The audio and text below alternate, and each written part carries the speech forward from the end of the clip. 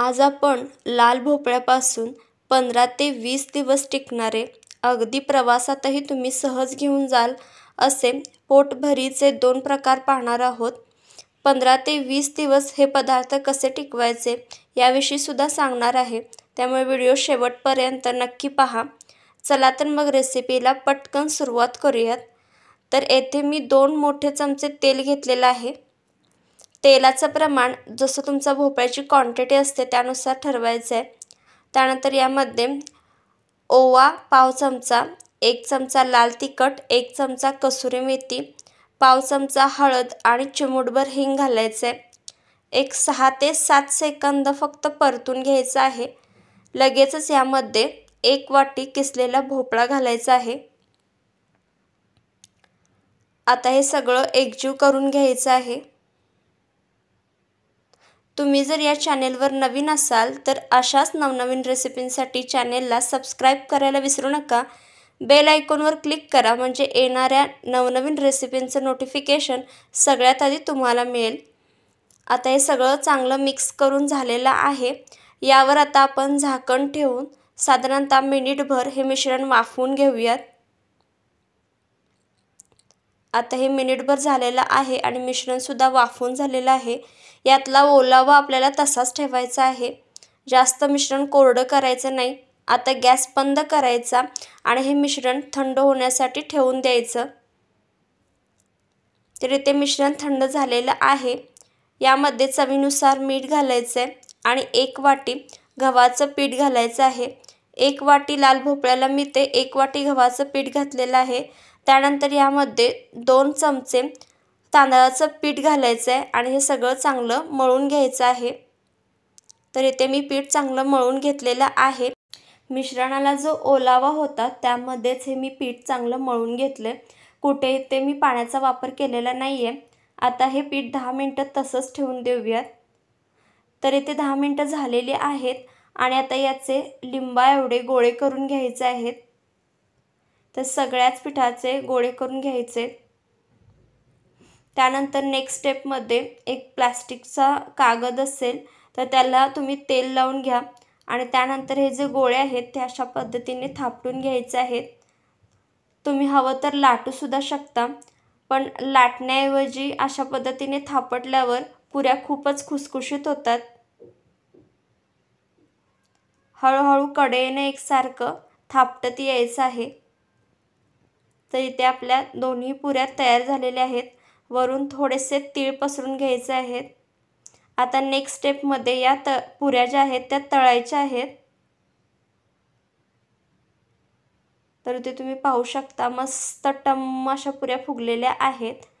अगदी 15 ते 20 दिवस आरामात टिकतात. काहीतरी चटपटीत आणि तिखट खायचं असेल तर हा पदार्थ तुम्ही नक्की बनवू शकता. आता हिवाळ्याचे दिवस सुरू आहेत आणि लाल भोपळ्याचे पदार्थ करून खाल्ले जातात. ही रेसिपी तुम्ही नक्की ट्राय करून पहा.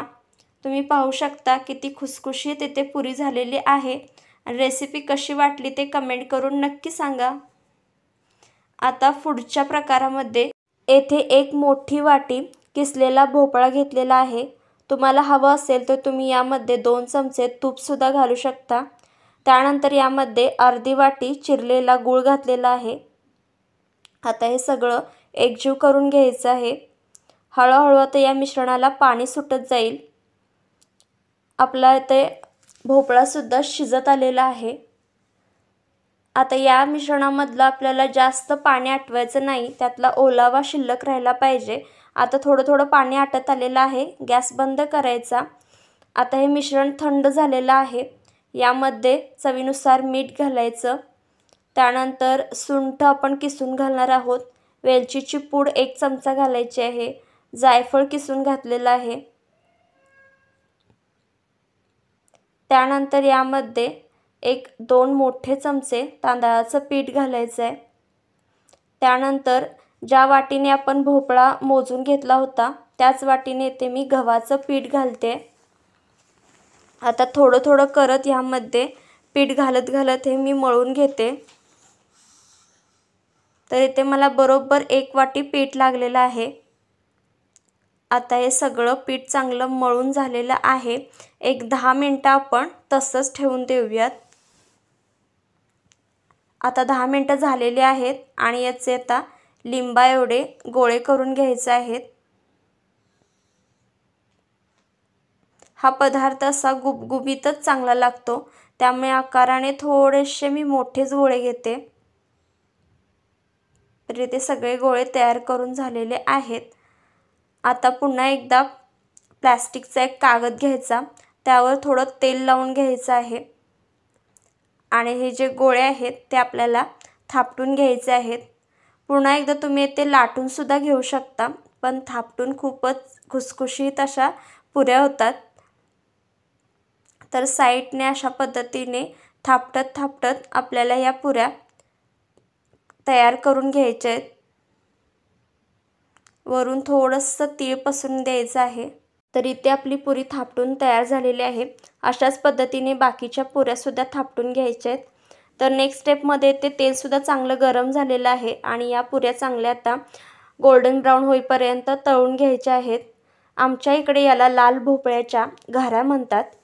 हा पदार्थ 15 ते 20 दिवस टिकण्यासाठी जेव्हा पदार्थ आपण डब्यामध्ये पॅक करून ठेवतो, त्यानंतर दिवसभर हा पदार्थ ओपन करून ठेवायचा आहे.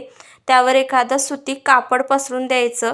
त्यानंतर रात्री झोपताना पुन्हा हा डबा बंद करून ठेवायचा आहे. पुन्हा दुसऱ्या दिवशी सकाळी ओपन करायचं आणि सुती कापड पसरायचं आणि रात्री पुन्हा बंद करायचं आहे. असं केल्यामुळे 15 ते 20 दिवस हा पदार्थ आरामात टिकतो. तर इथे तुम्ही पाहू शकता मस्त अशा आपल्या लाल भोपळ्याच्या गोड पुऱ्या तयार झालेल्या आहेत. एकदम चवीला अप्रतिम आणि खुसखुशीत अशा लागतात. नक्की ट्राय करून पहा. तुम्हाला मी मोडून दाखवते आणि रेसिपी आवडली तर लाईक आणि शेअर करायला विसरू नका. पुन्हा भेटूया अशा नवनवीन रेसिपींसोबत.